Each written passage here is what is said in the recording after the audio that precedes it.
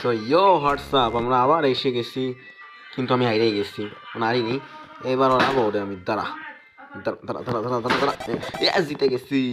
Okay guys, আমরা আবার চলে এসেছি বাংলা হুড, আর এটা হলো বাঙালি হুড ক্যাফে।